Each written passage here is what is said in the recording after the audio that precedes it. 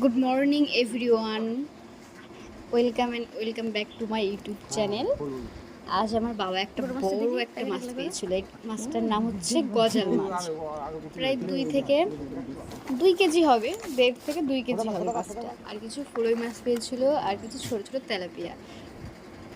এটা কিন্তু নদীর থেকে ধরা মাছ।